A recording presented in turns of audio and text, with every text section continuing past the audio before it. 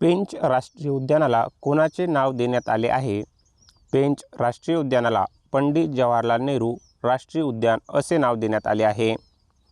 ताडोबा राष्ट्रीय उद्यानाची स्थापना कोणत्या वर्षी झाली होती? ताडोबा राष्ट्रीय उद्यानाची स्थापना 1955 मध्ये झाली होती. हे महाराष्ट्रातील पहिले राष्ट्रीय उद्यान आहे.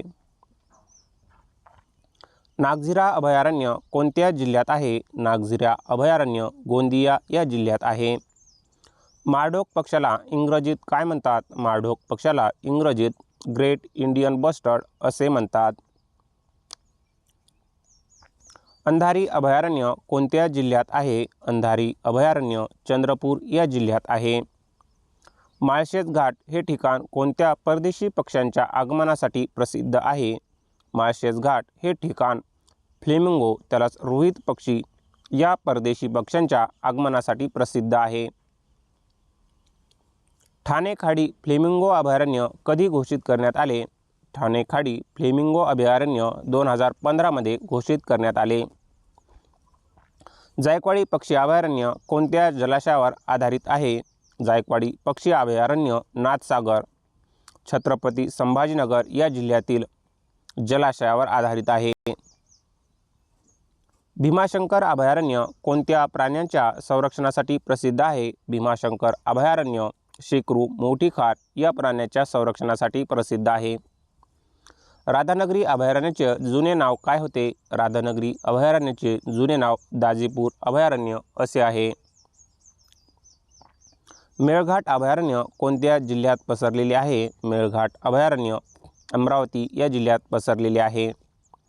भामरागड अभयारण्य कोणत्या जिल्ह्यात आहे? भामरागड अभयारण्य गडचिरोली या जिल्ह्यात आहे. चपराळा अभयारण्य कोणत्या जिल्ह्यात आहे? चपराळा अभयारण्य गडचिरोली या जिल्ह्यात आहे. पेंच व्याघ्र प्रकल्पाचा काही भाग महाराष्ट्राव्यतिरिक्त कोणत्या राज्यात येतो? पेंच राष्ट्रीय प्रकल्पाचा काही भाग महाराष्ट्राव्यतिरिक्त मध्य प्रदेश या राज्यात येतो. उमरेड कऱ्हांडला अभयारण्य कोणत्या प्राण्यासाठी ओळखले जाते? उमरेड कऱ्हांडला अभयारण्य वाघ आणि बिबट्या या प्राण्यासाठी ओळखले जाते. टिपेश्वर अभयारण्यातून कोणती नदी प्रमुख नदी वाहते? टिपेश्वर अभयारण्यातून पैनगंगा ही प्रमुख नदी वाहते. कर्नाळा पक्षी अभयारण्य कोणत्या महामार्गावर आहे? कर्नाळा पक्षी अभयारण्य मुंबई गोवा NH-66 या महामार्गावर आहे. नादूर मधमेश्वर अभयारण्य कोणत्या दोन नद्यांच्या संगमावर आहे? नादूर मधमेश्वर हे अभयारण्य गोदावरी आणि कादवा या नद्यांच्या संगमावर आहे. महाराष्ट्रात पक्षी निरीक्षणासाठी भरतपूर मानले जाणारे ठिकाण कोणते? महाराष्ट्रात पक्षी निरीक्षणासाठी भरतपूर मानले जाणारे ठिकाण नादूर मधमेश्वर अभयारण्य होय, नाशिक या जिल्ह्यातील. नरनाळा अभयारण्यात कोणता ऐतिहासिक किल्ला आहे? नरनाळा अभयारण्यात नरनाळा हा ऐतिहासिक किल्ला आहे. वर्धा आणि वैनगंगा या नद्यांच्या संगम होऊन बनणाऱ्या प्राणहिता नदीची लांबी किती आहे? वर्धा आणि वैनगंगा यांचा संगम होऊन बनणाऱ्या प्राणहिता नदीची लांबी सुमारे 117 किलोमीटर आहे. गोदावरी नदी महाराष्ट्रात किती जिल्ह्यांमधून वाहते? गोदावरी नदी महाराष्ट्रात 7 जिल्ह्यांमधून वाहते. भीमा नदीची महाराष्ट्रातील लांबी किती आहे? भीमा नदीची महाराष्ट्रातील लांबी 451 किलोमीटर आहे, तर एकूण लांबी 861 किलोमीटर इतकी आहे. कृष्णा नदीची महाराष्ट्रातील लांबी किती आहे? कृष्णा नदीची महाराष्ट्रातील लांबी 282 किलोमीटर आहे, तर एकूण लांबी 1400 किलोमीटर इतकी आहे. सीना ही कोणत्या नदीची सर्वात मोठी उपनदी आहे? सीना ही भीमा नदीची सर्वात मोठी उपनदी आहे. इंद्रायणी नदीच्या काठी कोणती प्रसिद्ध संतांची ठिकाणे आहेत? इंद्रायणी नदीच्या काठी देहू संत तुकाराम आणि आळंदी संत ज्ञानेश्वर ही प्रसिद्ध ठिकाणे आहेत. मुळा आणि मुठा या दोन नद्यांचा संगम कोठे होतो? मुळा आणि मुठा या दोन नद्यांचा संगम पुणे शहरात होतो. पुणे येथे संगम होऊन ती मुळा मुठा नदी बनते. पैनगंगा नदीचा उगम कोठे होतो? पैनगंगा नदीचा उगम अजिंठा डोंगर रांगा बुलढाणा या जिल्ह्यात होतो. कुकुडी नदीवर कोणते प्रसिद्ध धरण आहे? कुकुडी नदीवर येडगाव धरण, माणिकडोह धरण आणि पिंपळगाव येथे जोगे धरण आहे. कऱ्हा नदीच्या काठी कोणते प्रसिद्ध तीर्थक्षेत्र आहे? कऱ्हा नदीच्या काठी पुणे जिल्ह्यातील जेजुरी हे प्रसिद्ध तीर्थक्षेत्र आहे. पांझरा नदीच्या काठी कोणते प्रमुख शहर वसले आहे? पांझरा नदीच्या काठी धुळे हे प्रमुख शहर वसले आहे. गिरणा नदीचा उगम कोठे होतो? गिरणा नदीचा उगम कळवण, चकनापूर, नाशिक जिल्ह्यात होतो. सावित्री नदीचा उगम कोठे होतो? सावित्री नदीचा उगम सातारा जिल्ह्यात महाबळेश्वर येथे होतो. विशिष्टी नदीच्या काठी कोणते प्रमुख शहर आहे? विशिष्ट नदीच्या काठी रत्नागिरी जिल्ह्यात चिपळूण हे शहर आहे. पातळगंगा नदी कोणत्या जिल्ह्यातून वाहते? पातळगंगा नदी रायगड या जिल्ह्यातून वाहते. सूर्या आणि वैतरणा नद्या कोणत्या जिल्ह्यात आहेत? सूर्या आणि वैतरणा या नद्या पालघर आणि ठाणे या जिल्ह्यात आहेत. शास्त्री नदी कोणत्या जिल्ह्यातून वाहते? शास्त्री नदी रत्नागिरी या जिल्ह्यातून वाहते. तेरेखोल नदी महाराष्ट्राच्या कोणत्या राज्यासोबतच्या सीमेवरून वाहते? तेरेखोल नदी महाराष्ट्राच्या गोवा राज्याच्या सीमेवरून वाहते. दमणगंगा नदी कोणत्या जिल्ह्यातून वाहते? दमणगंगा नदी पालघर व नाशिक या जिल्ह्याच्या सीमेवरून वाहते. मुचकुंदी नदी कोणत्या जिल्ह्यात आहे? मुचकुंदी नदी रत्नागिरी या जिल्ह्यात आहे. सुवर्णदुर्ग हा सागरी किल्ला कोठे आहे? सुवर्णदुर्ग हा सागरी किल्ला दापोली रत्नागिरी येथे हरणे या ठिकाणी आहे. पद्मदुर्ग हा जलदुर्ग कोणी बांधला? पद्मदुर्ग हा जलदुर्ग छत्रपती शिवाजी महाराज यांनी बांधला. मरुड जंजिऱ्याच्या समोर. विजयदुर्ग हा जलदुर्ग कोणत्या जिल्ह्यात आहे? विजयदुर्ग हा जलदुर्ग सिंधुदुर्ग या जिल्ह्यात आहे. अलिबाग किल्ला कोणत्या नावाने ओळखला जातो? अलिबाग किल्ला कुलाबा किल्ला या नावाने ओळखला जातो. अर्नाळा किल्ला कोणत्या जिल्ह्यात आहे? अर्नाळा किल्ला वसईजवळ पालघर जिल्ह्यात आहे. वसईचा किल्ला कोणत्या ऐतिहासिक युद्धासाठी प्रसिद्ध आहे? वसईचा किल्ला चिमाजी अप्पा यांनी पोर्तुगीजावर मिळवलेल्या विजयासाठी प्रसिद्ध आहे. महाराष्ट्रातील दंतूर किनारपट्टी कोणत्या नावाने ओळखली जाते? महाराष्ट्रातील दंतूर किनारपट्टी रिया प्रकारची किनारपट्टी या नावाने ओळखली जाते. मालवण बंदर कशासाठी प्रसिद्ध आहे? मालवण बंदर मत्स्य व्यवसाय आणि सागरी पर्यटनासाठी प्रसिद्ध आहे. वेंगुर्ला बंदर कोणत्या जिल्ह्यात आहे? वेंगुर्ला बंदर सिंधुदुर्ग या जिल्ह्यात आहे. जयगड बंदर कोणत्या जिल्ह्यात आहे? जयगड बंदर रत्नागिरी या जिल्ह्यात आहे. नागोठणे हे बंदर ठिकाण कोणत्या नदीवर आहे? नागोठणे हे बंदर अंबा नदी रायगड जिल्ह्यात आहे. रोहा हे ठिकाण कोणत्या नदीच्या काठी आहे? रोहा हे ठिकाण रायगड जिल्ह्यात कुंडलिका नदीच्या काठी आहे. कुंडलिका नदी कशासाठी प्रसिद्ध आहे? कुंडलिका नदी व्हाईट वॉटर राफ्टिंग साठी प्रसिद्ध आहे. काशीद समुद्रकिनारा कोणत्या जिल्ह्यात आहे? काशीद समुद्रकिनारा रायगड या जिल्ह्यात आहे. गुहागर समुद्रकिनारा कोणत्या जिल्ह्यात आहे? गुहागर समुद्रकिनारा रत्नागिरी या जिल्ह्यात आहे. दिवेआगर समुद्रकिनारा कोणत्या जिल्ह्यात आहे? दिवेआगर समुद्रकिनारा रायगड या जिल्ह्यात आहे. मांडवा बंदर कशासाठी वापरले जाते? मांडवा बंदर मुंबई गेटवे ऑफ इंडिया ते अलिबाग जलवाहतुकीसाठी वापरले जाते. रेवज बंदर कोणत्या जिल्ह्यात आहे? रेवज बंदर रायगड या जिल्ह्यात आहे. दहिसर आणि पोयसर नद्या कोणत्या शहरातून वाहतात? दहिसर आणि पोयसर या नद्या मुंबई उपनगर या शहरातून वाहतात. मिठी नदीचा उगम कोठून होतो? मिठी नदीचा उगम विहार आणि पवई तलाव मुंबई येथून होतो. महाराष्ट्राच्या हवामानावर सर्वात जास्त प्रभाव कोणत्या प्राकृतिक घटकाचा आहे? महाराष्ट्राच्या हवामानावर सर्वात जास्त प्रभाव सह्याद्री पर्वत त्याला पश्चिम घाट या प्राकृतिक घटकाचा आहे. महाराष्ट्रातील तापमान उन्हाळ्यात सर्वात जास्त कोठे नोंदवले जाते? महाराष्ट्रातील तापमान उन्हाळ्यात सर्वात जास्त चंद्रपूर आणि ब्रह्मपुरी विदर्भात नोंदवले जाते. बेसाल्ट खडकाची रासायनिक रचना प्रामुख्याने कशाची असते? बेसाल्ट खडकाची रासायनिक रचना प्रामुख्याने सिलिका, लोह आणि मॅग्नेशियमची असते. बेसाल्ट खडकात पडणाऱ्या भेगामुळे तयार होणाऱ्या रचनेला काय म्हणतात? बेसाल्ट खडकात पडणाऱ्या भेगामुळे तयार होणाऱ्या रचनेला स्तंभाकार जोड कॉल्युमिनार जॉइंट्स असे म्हणतात. काळी मृदा वाळल्यावर तिच्यात काय बदल होतो? काळी मृदा वाळल्यावर तिला मोठ्या भेगा पडतात. याला स्वतः नांगरली जाणारी जमीन असे म्हणतात. जांभा खडक कोणत्या प्रक्रियेने तयार होतो? जांभा खडक लॅटराइट, निशालन, लिचिंग या प्रक्रियेने तयार होतो. जांभा मृदेत कोणत्या घटकाचे प्रमाण जास्त असते? जांभा मृदेत लोह आणि ॲल्युमिनियम या घटकाचे प्रमाण जास्त असते. गाळाची मृदा ॲल्युव्हियल सॉइल महाराष्ट्रात कोठे आढळते? गाळाची मृदा ॲल्युव्हियल सॉइल महाराष्ट्रात नद्यांच्या खोऱ्यात आणि किनारपट्टीच्या सखल भागात आढळते. तांबडी मृदा लाल रंगाची का दिसते? तांबडी मृदा लाल रंगाची लोह ऑक्साईडच्या अधिक्यामुळे दिसते. महाराष्ट्रात मान्सून वाऱ्याचा प्रवेश साधारणपणे कधी होतो? महाराष्ट्रात मान्सून वाऱ्याचा प्रवेश साधारणपणे जूनच्या पहिल्या आठवड्यात 7 ते 10 जून दरम्यान होतो. परतीचा मान्सून महाराष्ट्रात कोणत्या महिन्यात असतो? परतीचा मान्सून महाराष्ट्रात ऑक्टोबर व नोव्हेंबर या महिन्यात असतो. ऑक्टोबर हीट म्हणजे काय? ऑक्टोबर हीट म्हणजे मान्सून संपल्यानंतर ऑक्टोबरमध्ये वाढणारी उष्णता आणि आर्द्रता होय.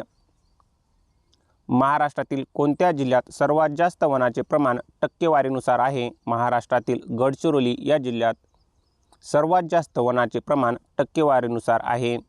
यामध्ये सुमारे 68 ते 70% वने आढळतात. सामाजिक वनीकरणची सुरुवात महाराष्ट्रात कधी झाली? सामाजिक वनीकरण सोशल फॉरेस्ट्रीची सुरुवात महाराष्ट्रात 1981 मध्ये झाली. महाराष्ट्रातील वन संशोधन संस्था कोठे आहे? महाराष्ट्रातील वन संशोधन संस्था फॉरेस्ट रिसर्च सेंटर नागपूर व चंद्रपूर येथे आहे. बांबू उत्पादन महाराष्ट्रात सर्वाधिक कोणत्या भागात होते? बांबू उत्पादन महाराष्ट्रात सर्वाधिक पूर्व विदर्भ, गडचिरोली व चंद्रपूर या जिल्ह्यात होते. सागरेश्वर वन्यजीव अभयारण्य कोणत्या जिल्ह्यात आहे? सागरेश्वर वन्यजीव अभयारण्य सांगली या जिल्ह्यात आहे.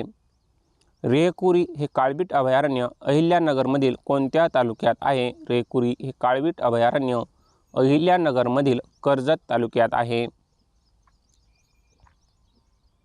नादूर मधमेश्वर धरणाची उभारणी कधी झाली होती? नादूर मधमेश्वर धरणाची उभारणी 1907 ते 1913 दरम्यान झाली होती. महाराष्ट्रात वनाचे वर्गीकरण मुख्यत्वे किती प्रकारात केले जाते? महाराष्ट्रात वनाचे वर्गीकरण मुख्यत्वे 5 प्रमुख प्रकारात केले जाते. 2011च्या जनगणनेनुसार महाराष्ट्रातील एकूण साक्षर पुरुषाचे प्रमाण किती आहे? 2011च्या जनगणनेनुसार महाराष्ट्रातील एकूण साक्षर पुरुषाचे प्रमाण सुमारे 88.4% इतके आहे. 2011च्या जनगणनेनुसार महाराष्ट्रातील साक्षर महिलांचे प्रमाण किती आहे? 2011च्या जनगणनेनुसार महाराष्ट्रातील साक्षर महिलांचे प्रमाण सुमारे 75.9% इतके आहे. महाराष्ट्रातील सर्वात कमी नागरीकरण झालेला जिल्हा कोणता? महाराष्ट्रात सर्वात कमी नागरीकरण झालेला जिल्हा गडचिरोली होय. महाराष्ट्रात सर्वाधिक नागरीकरण झालेला जिल्हा कोणता? महाराष्ट्रात सर्वाधिक नागरीकरण झालेला जिल्हा मुंबई शहर आणि मुंबई उपनगर होय. हे जिल्हे 100% नागरीकरण झालेले आहेत. महाराष्ट्रात अनुसूचित जमातीची म्हणजे ST लोकसंख्या सर्वाधिक कोणत्या जिल्ह्यात आहे? महाराष्ट्रात अनुसूचित जमातींची ST लोकसंख्या नाशिक आणि नंदुरबार या जिल्ह्यात आहे. महाराष्ट्रात अनुसूचित जातींची SC लोकसंख्या सर्वाधिक कोणत्या जिल्ह्यात आहे? महाराष्ट्रात अनुसूचित जातींची म्हणजे SCची लोकसंख्या सर्वाधिक पुणे या जिल्ह्यात आहे. महाराष्ट्रातील पहिल्या महिला सहकारी सूतगिरणी स्थापन कोठे झाली? महाराष्ट्रातील पहिली महिला सहकारी सूतगिरणी इचलकरंजी कोल्हापूर येथे स्थापन झाली. चित्तरंजन दास यांच्या नावाने ओळखला जाणारा लोकोमोटिव्ह कारखाना महाराष्ट्रात कोठे आहे? चित्तरंजन दास यांच्या नावाने ओळखला जाणारा लोकोमोटिव्ह कारखाना महाराष्ट्रात मध्य रेल्वे वर्कशॉप परेल माटुंगा मुंबई येथे आहे. भारत पेट्रोलियमची रिफायनरी मुंबईत कोठे आहे? भारत पेट्रोलियमची रिफायनरी मुंबईत माहुल ट्रॉम्बे येथे आहे. महाराष्ट्रातील फिल्म सिटी दादासाहेब फाळके चित्रनगरी कोठे आहे? महाराष्ट्रातील फिल्म सिटी दादासाहेब फाळके चित्रनगरी गोरेगाव मुंबई उपनगर येथे आहे. कोल्हापूर शहर कोणत्या नदीच्या काठी वसले आहे? कोल्हापूर शहर पंचगंगा या नदीच्या काठी वसले आहे. नांदेड शहर कोणत्या नदीच्या काठी वसले आहे? नांदेड शहर गोदावरी नदीच्या काठी वसले आहे. कराड शहर कोणत्या नद्यांच्या संगमावर आहे? कराड शहर कृष्णा आणि कोयना या नद्यांच्या संगमावर आहे. पंढरपूर हे धार्मिक स्थळ कोणत्या नदीच्या काठी आहे? पंढरपूर हे धार्मिक स्थळ चंद्रभागा म्हणजेच भीमा नदीच्या काठी आहे. नेवासा हे ऐतिहासिक व धार्मिक ठिकाण कोणत्या नदीकाठी आहे? नेवासा ऐतिहासिक व धार्मिक ठिकाण प्रवरा नदीच्या काठी आहे. प्रवरा नदीची अहिल्यानगर या जिल्ह्यात. आळंदी शहर कोणत्या नदीकाठी वसले आहे? आळंदी हे शहर इंद्रायणी नदीकाठी वसले आहे. देहू हे ठिकाण कोणत्या नदीकाठी आहे? देहू हे ठिकाण इंद्रायणी नदीकाठी आहे. संगमनेर शहर कोणत्या नदीकाठी आहे? संगमनेर शहर प्रवरा नदीकाठी आहे. भंडारा शहर कोणत्या नदीकाठी वसले आहे? भंडारा शहर वैनगंगा नदीकाठी वसले आहे. चंद्रपूर शहर कोणत्या नदीकाठी वसले आहे? व चंद्रपूर हे शहर इरई नदीकाठी वसले आहे. महाराष्ट्रातून जाणारा सर्वात लहान राष्ट्रीय महामार्ग कोणता? महाराष्ट्रातून जाणारा सर्वात लहान राष्ट्रीय महामार्ग NH 548 नावाशेवा बंदर जोडणारा सुमारे 5 किलोमीटरचा हा नॅशनल हायवे आहे. मुंबई पुणे जुना महामार्ग कोणत्या राष्ट्रीय महामार्ग क्रमांक म्हणून ओळखला जातो? मुंबई पुणे जुना महामार्ग आता NH 48 हा महामार्ग क्रमांक म्हणून ओळखला जातो, तर जुना क्रमांक NH 4 हा होता. महाराष्ट्रातील कोकण रेल्वे सुरुवात कोणत्या स्थानकापासून होते? महाराष्ट्रातील कोकण रेल्वेची सुरुवात रोहा रायगड जिल्ह्यातून होते. कोकण रेल्वे महाराष्ट्रातील शेवटचे स्थानक कोणते? कोकण रेल्वेचे महाराष्ट्रातील शेवटचे स्थानक मडगाव, त्याला मडुरे, सिंधुदुर्ग सीमेवरील होय. महाराष्ट्रातील पश्चिम रेल्वेचे मुख्यालय कोठे आहे? महाराष्ट्रातील पश्चिम रेल्वेचे मुख्यालय चर्चगेट मुंबई येथे आहे. दक्षिण मध्य रेल्वेचे महाराष्ट्रातील विभागीय कार्यालय कोठे आहे? दक्षिण मध्य रेल्वेचे महाराष्ट्रातील विभागीय कार्यालय नांदेड येथे आहे. दक्षिण पूर्व मध्य रेल्वेचे विभागीय मुख्यालय महाराष्ट्रात कोठे आहे? दक्षिण पूर्व मध्य रेल्वेचे विभागीय मुख्यालय महाराष्ट्रात नागपूर येथे आहे. महाराष्ट्रातील एकमेव नॅरो गेज रेल्वेमार्ग जो पर्यटनासाठी प्रसिद्ध आहे तो कोणता? महाराष्ट्रातील एकमेव नॅरोगेज रेल्वेमार्ग जो पर्यटनासाठी प्रसिद्ध आहे तो माथेरान लाईट रेल्वे नेरळ ते माथेरान दरम्यानचा होय. शिर्डी येथे आंतरराष्ट्रीय विमानतळाचे उद्घाटन कधी झाले? शिर्डी येथे आंतरराष्ट्रीय विमानतळाचे उद्घाटन ऑक्टोबर 2017 मध्ये झाले. नवी मुंबई आंतरराष्ट्रीय विमानतळ कोणत्या तालुक्यात किंवा जिल्ह्यात बांधले जात आहे? नवी मुंबई आंतरराष्ट्रीय विमानतळ पनवेल तालुक्यात रायगड जिल्ह्यात बांधले जात आहे. सिंधुदुर्ग विमानतळ त्याला चिपी विमानतळ कोणत्या तालुक्यात आहे? सिंधुदुर्ग विमानतळ चिपी विमानतळ वेंगुर्ला तालुक्यात मालवण सिंधुदुर्ग वेंगुर्ला सीमेवर आहे. कोल्हापूर विमानतळ कोणत्या नावाने ओळखले जाते? कोल्हापूर विमानतळ छत्रपती राजाराम महाराज विमानतळ उजळाईवाडी येथे आहे. जळगाव विमानतळ कोणत्या व्यवसायाशी प्रकल्पाशी संबंधित आहे? जळगाव विमानतळ उड्डाण प्रशिक्षण केंद्र या प्रकल्पाशी संबंधित आहे. सोलापूर विमानतळ कोणत्या ठिकाणी स्थित आहे? सोलापूर विमानतळ होदगी रोड सोलापूर येथे स्थित आहे. महाराष्ट्रातील पहिले वायफाय गाव कोणते? महाराष्ट्रातील पहिले वायफाय गाव पाचगाव नागपूर या जिल्ह्यातील होय. महाराष्ट्रातील पहिले डिजिटल गाव कोणते? महाराष्ट्रातील पहिले डिजिटल गाव हरिसाल अमरावती मेळघाट जिल्ह्यातील. महाराष्ट्रातील पहिले स्मार्ट गाव कोणते? महाराष्ट्रातील पहिले स्मार्ट गाव सातारा जिल्ह्यातील धनवडी होय. महाराष्ट्रातील पहिले पुस्तकाचे गाव कोणते? महाराष्ट्रातील पहिले पुस्तकाचे गाव भिल्लार होय, सातारा या जिल्ह्यातील. भिल्लार हे गाव महाबळेश्वर जवळ आहे. महाराष्ट्रातील पहिले मधाचे गाव कोणते? महाराष्ट्रातील पहिले मधाचे गाव मांगर होय, सातारा या जिल्ह्यातील. मांगर हे महाबळेश्वर जवळ आहे. महाराष्ट्रातील पहिले फळाचे गाव कोणते? महाराष्ट्रातील पहिले फळाचे गाव धुमाळवाडी होय, फलटण या जिल्ह्यातील सातारा या जिल्ह्यातील. बल्लारपूर चंद्रपूर हे ठिकाण कोणत्या खनिजाच्या खाणीसाठी प्रसिद्ध आहे? बल्लारपूर चंद्रपूर हे ठिकाण दगडी कोळसा या खनिजाच्या खाणीसाठी प्रसिद्ध आहे. रेड्डी सिंधुदुर्ग हे ठिकाण कोणत्या खनिजाच्या खाणीसाठी प्रसिद्ध आहे? रेड्डी सिंधुदुर्ग हे ठिकाण लोह खनिज या खनिजाच्या खाणीसाठी प्रसिद्ध आहे. कांद्री आणि मानसर नागपूर या खाणी कोणत्या खनिजाशी संबंधित आहे? कांद्री आणि मानसर या खाणी मॅग्नीज खनिजाशी संबंधित आहेत. डोंगरदेव नागपूर हे क्षेत्र कोणत्या खनिजासाठी प्रसिद्ध आहे? डोंगरदेव नागपूर येथील ठिकाण मॅग्नीज खनिजासाठी प्रसिद्ध आहे. भंडारा जिल्ह्यातील चिखला येथील खाण कशासाठी प्रसिद्ध आहे? भंडारा जिल्ह्यातील चिखला येथील खाण मॅंगनीजसाठी प्रसिद्ध आहे. नागपूर जिल्ह्यातील उमरेड हे ठिकाण कोणत्या खनिजाच्या उत्खननासाठी प्रसिद्ध आहे? नागपूर जिल्ह्यातील उमरेड हे ठिकाण दगडी कोळसा खनिजाच्या उत्खननासाठी प्रसिद्ध आहे. यवतमाळ जिल्ह्यातील वणी हे ठिकाण कोणत्या खनिजासाठी प्रसिद्ध आहे? यवतमाळ जिल्ह्यातील वणी हे ठिकाण दगडी कोळसा आणि चुनखडी या खनिजासाठी प्रसिद्ध आहे. चंद्रपूर जिल्ह्यातील मांजरी हे क्षेत्र कशासाठी प्रसिद्ध आहे? चंद्रपूर जिल्ह्यातील मांजरी हे क्षेत्र दगडी कोळशासाठी प्रसिद्ध आहे.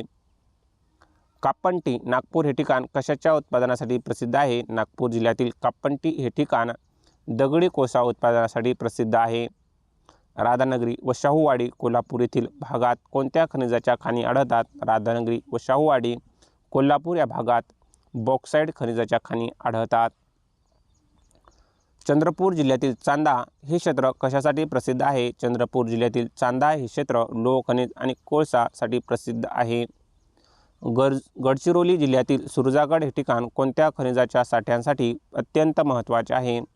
गडचिरोली जिल्ह्यातील सुरजागड हे ठिकाण लोह खनिजाच्या साठ्यासाठी अत्यंत महत्त्वाचे आहे. चंद्रपूर जिल्ह्यातील राजुरा हे ठिकाण कशाच्या उत्पादनासाठी प्रसिद्ध आहे? चंद्रपूर जिल्ह्यातील राजुरा हे ठिकाण चुनखडी व सिमेंट उद्योगाच्या उत्पादनासाठी प्रसिद्ध आहे. भंडारा जिल्ह्यातील पिंपळगाव हे ठिकाण कोणत्या खनिजाशी संबंधित आहे? भंडारा जिल्ह्यातील पिंपळगाव हे ठिकाण क्रोमाइट खनिजाशी संबंधित आहे. धुळे जिल्ह्यातील शिरपूर येथे कशाची प्रसिद्ध रिफायनरी आहे? धुळे जिल्ह्यातील शिरपूर येथे सोने शुद्धीकरण कारखाना आहे. महाराष्ट्र खनिज विकास महामंडळाचे मुख्यालय कुठे आहे? महाराष्ट्र खनिज विकास महामंडळाचे मुख्यालय नागपूर येथे आहे. महाराष्ट्रात लोह खनिजाचे सर्वाधिक साठे कोणत्या प्रणालीच्या खडकात आढळतात? महाराष्ट्रात लोह खनिजाचे सर्वाधिक साठे धारवड प्रणालीच्या खडकात आढळतात. मॅंगनीजचे सर्वाधिक उत्पादन महाराष्ट्रात कोणत्या जिल्ह्यात होते? मॅंगनीजचे सर्वाधिक उत्पादन महाराष्ट्रात भंडारा व नागपूर या जिल्ह्यात होते. महाराष्ट्रात नैसर्गिक वायूचे साठे अरबी समुद्रात कोठे आढळतात? महाराष्ट्रात नैसर्गिक वायूचे साठे अरबी समुद्रात बॉम्बे हाय आणि वसई ऑफशोर येथे आढळतात.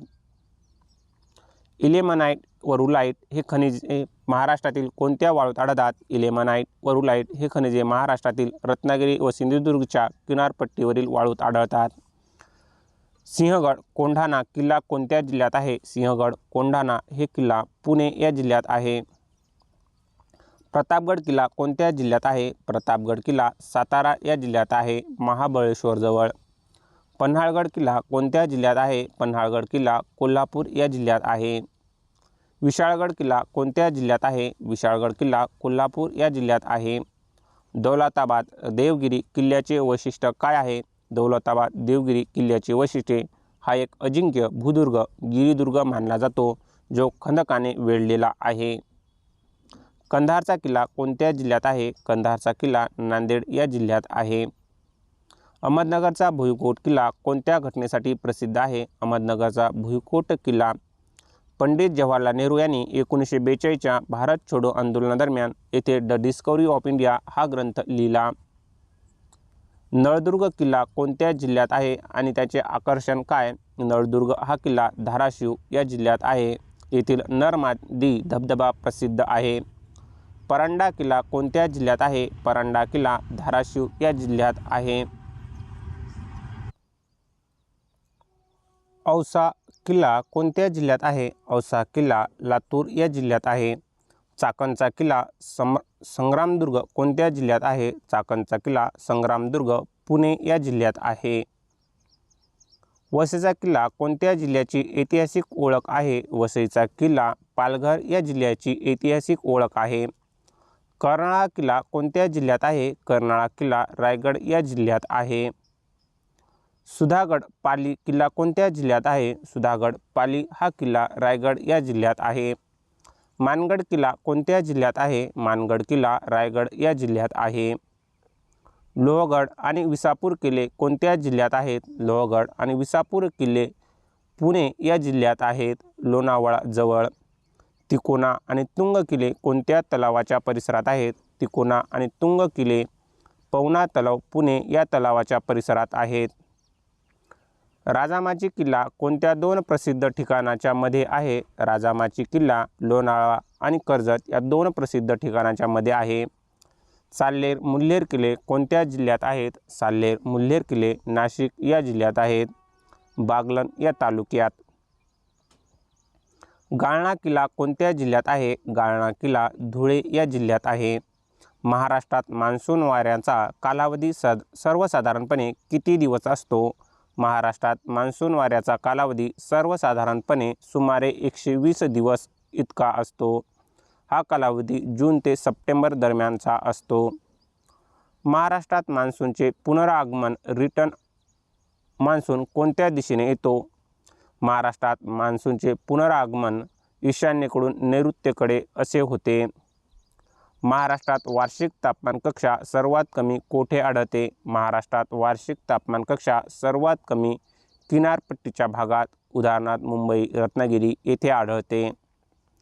महाराष्ट्रातील कोणत्या खोऱ्यात जलप्रदूषण सर्वाधिक आढळते? महाराष्ट्रातील पातळगंगा मुळामुठा आणि उल्हास नदी खोरे औद्योगिक क्षेत्रामुळे जलप्रदूषण सर्वाधिक आढळते. कृष्णा खोरे विकास महामंडळचे मुख्यालय कोठे आहे? कृष्णा खोरे विकास महामंडळाचे मुख्यालय पुणे येथे आहे.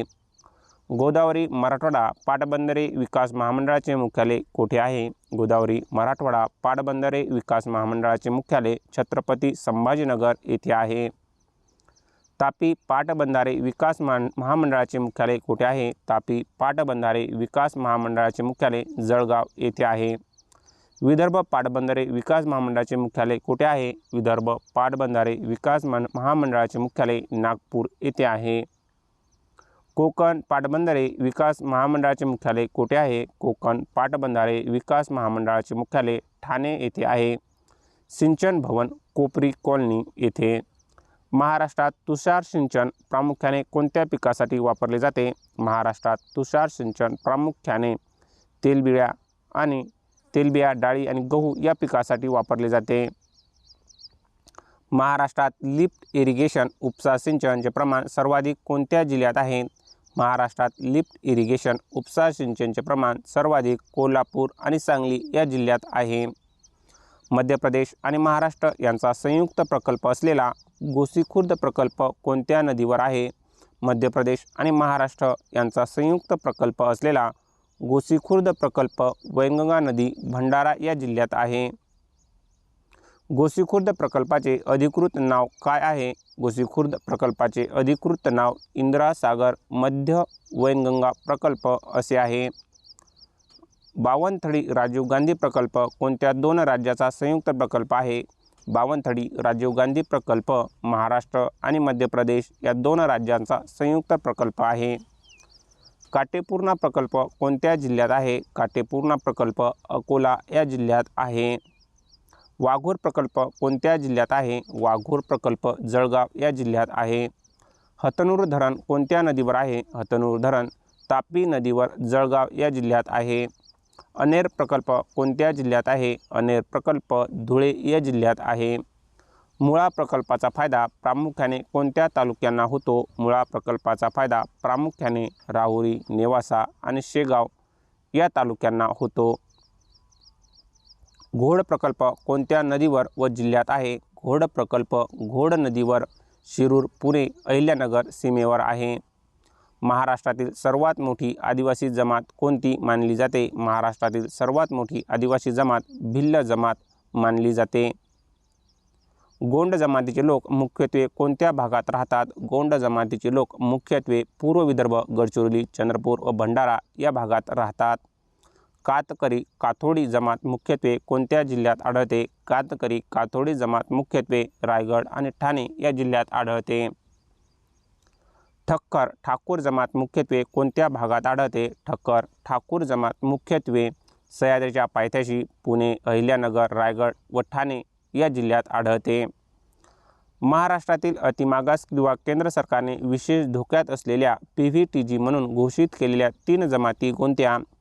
महाराष्ट्रातील अतिमागास किंवा केंद्र सरकारने विशेष धोक्यात असलेल्या जमाती PVTG म्हणून घोषित केलेल्या 3 जमाती कातकरी माडिया गोंड आणि कोलाम होय.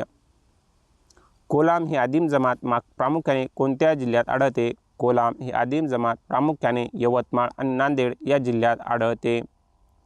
महादेव कोळी जमात महाराष्ट्रात कोठे आढळते? महादेव कोळी जमात महाराष्ट्रात अहिल्यानगर, नाशिक, पुणे जिल्ह्याच्या डोंगरी मार्गात आढळते. माठ किंवा तांड्यावर राहणारी जमात कोणती? माठ किंवा तांड्यावर राहणारी जमात बंजारा समाज होय. महाराष्ट्रात बंजारा समाजाची काशी म्हणून ओळखले जाणारे ठिकाण कोणते? महाराष्ट्रात बंजारा समाजाची काशी म्हणून ओळखले जाणारे ठिकाण पोहरादेवी, जिल्हा वाशिम येथील होय. चित्रकथी ही पारंपरिक कला महाराष्ट्रात कोठे जपली गेली आहे? चित्रकथी ही पारंपरिक कला महाराष्ट्रात पिंगुळी, कुडाळ, सिंधुदुर्ग येथे जपली गेली आहे. दशावतार हे लोकनाट्य महाराष्ट्राच्या कोणत्या भागात प्रसिद्ध आहे? दशावतार हे लोकनाट्य महाराष्ट्राच्या कोकण, सिंधुदुर्ग व रत्नागिरी या भागात प्रसिद्ध आहे. लावणी आणि तमाशा हा लोककलेचा प्रकार महाराष्ट्रातील कोणत्या भागाचे वैशिष्ट्य आहे? लावणी आणि तमाशा हा लोककलेचा प्रकार महाराष्ट्रातील पश्चिम महाराष्ट्र आणि मराठवाडा या भागाचे वैशिष्ट्य आहे. भारुड आणि गवळण या लोककला प्रकाराचा संबंध प्रामुख्याने कोणाशी आहे? भारुड आणि गवळण या लोककलाचा प्रकार संबंध प्रामुख्याने वारकरी संप्रदाय व महाराष्ट्राची संत परंपरा. पोवाडा हा गायन प्रकार कशासाठी प्रसिद्ध आहे? पोवाडा हा गायन प्रकार वीररस आणि छत्रपती शिवाजी महाराजांच्या ऐतिहासिक यशोगाथेसाठी प्रसिद्ध आहे. महाराष्ट्रातील पहिली महानगरपालिका बृहन्मुंबई नंतर स्थापन झालेली दुसरी कोणती? महाराष्ट्रातील पहिली महानगरपालिका बृहन्मुंबई तर नंतर स्थापन झाली दुसरी महानगरपालिका पुणे महानगरपालिका होय. महाराष्ट्रातील इचलकरंजी व्यतिरिक्त वस्त्रोद्योगासाठी प्रसिद्ध असलेले दुसरे शहर कोणते? महाराष्ट्रातील इचलकरंजी व्यतिरिक्त वस्त्रोद्योगासाठी प्रसिद्ध असलेले दुसरे शहर भिवंडी, ठाणे येथील मालेगाव, नाशिक येथील ठिकाणे होय. नागपूर शहराची स्थापना कोणी केली होती? नागपूर शहराची स्थापना गोंड राजा बख्त बुलंदशाह याने केली होती 1702 मध्ये.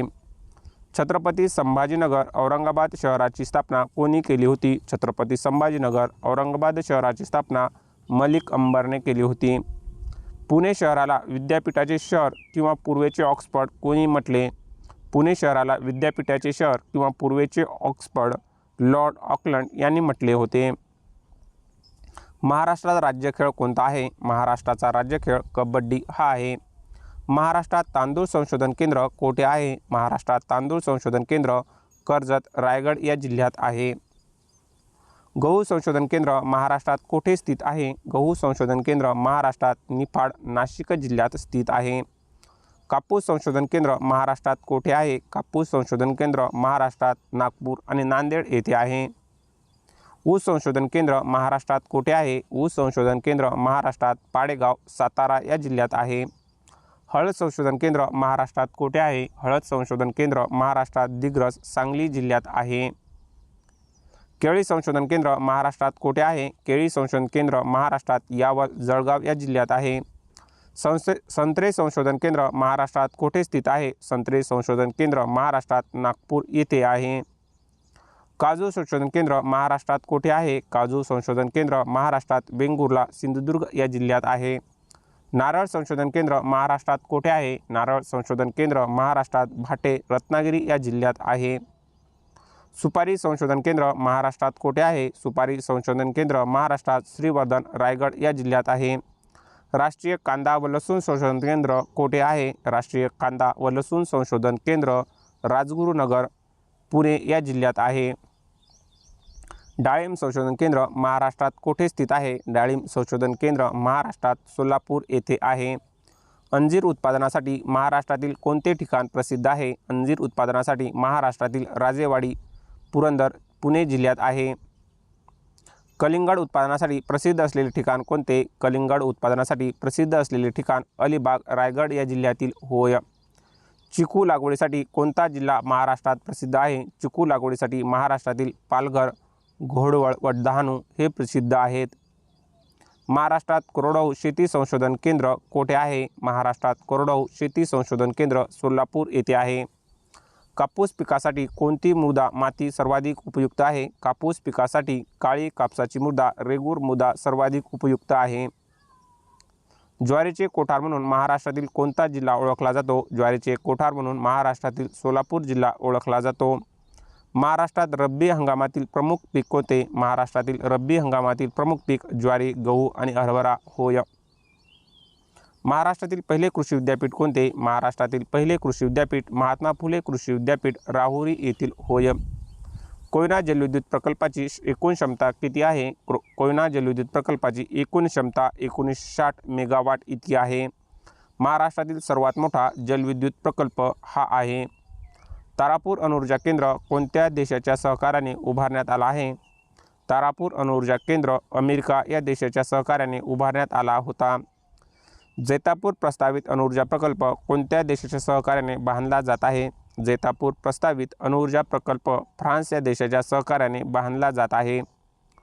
खोपोली जलविद्युत केंद्र कोणी सुरू केले होते? खोपोली जलविद्युत केंद्र टाटा हायड्रोइलेक्ट्रिक पॉवर सप्लाय कंपनीने सुरू केले होते. भिपुरी जलविद्युत केंद्र कोणत्या जिल्ह्यात आहे? भिपुरी जलविद्युत केंद्र रायगड या जिल्ह्यात आहे. खोपोली, भिपुरी आणि वलवण हे तिन्ही जलविद्युत प्रकल्प कोणत्या जिल्ह्यात आहेत? खोपोली, भिपुरी आणि वलवण हे तिन्ही जलविद्युत प्रकल्प रायगड पुणे सीमे मुख्यत्वे टाटा पॉवर रायगड यांचे आहेत.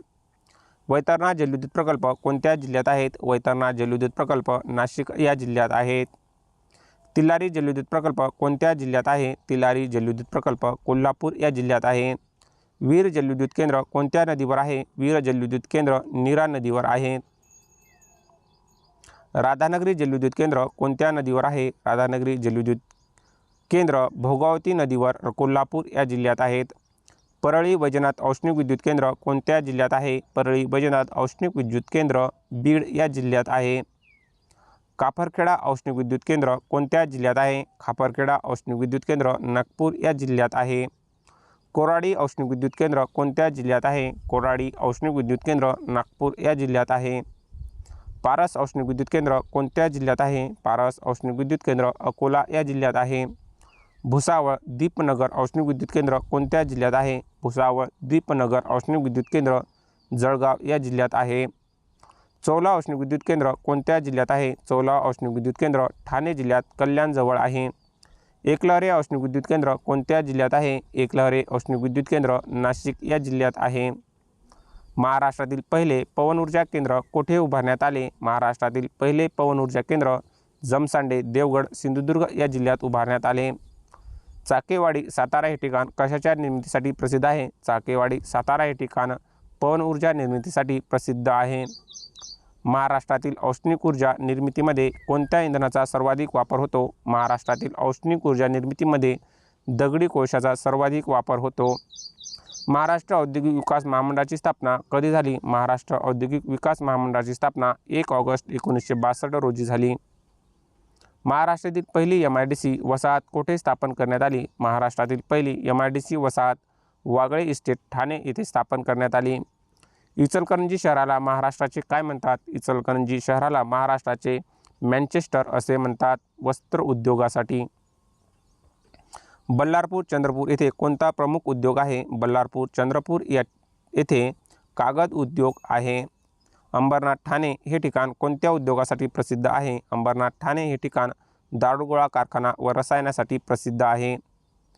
वरगाव व भुसावळ, वरणगाव व भुसावळ, जळगाव येथे कोणता सहकारी कारखाना आहे? वरणगाव व भुसावळ येथे संरक्षण साहित्य दारुगोळा कारखाना आहे. तळेगाव दाभाडे पुणे हे ठिकाण कशाच्या उत्पादनासाठी प्रसिद्ध आहे? तळेगाव दाभाडे हे ठिकाण काच उद्योग आणि ऑटोमोबाईलसाठी प्रसिद्ध आहे. पिंपरी चिंचवड हे औद्योगिक शहर कोणत्या नावाने ओळखले जाते? पिंपरी चिंचवड हे औद्योगिक शहर महाराष्ट्राची ऑटोमोबाईल हब आणि डेट्रॉईट या नावाने ओळखले जाते. किर्लोस्करवाडी सांगली हे ठिकाण कशाच्या निर्मितीसाठी प्रसिद्ध आहे? किर्लोस्करवाडी सांगली हे ठिकाण लोखंडी नागर आणि पाण्याच्या पंप निर्मितीसाठी प्रसिद्ध आहे. ओझर नाशिक येथे कोणता महत्त्वाचा उद्योग कारखाना आहे? ओझर नाशिक येथे हिंदुस्तान एरोनॉटिक्स लिमिटेड विमान निर्मिती हा कारखाना आहे.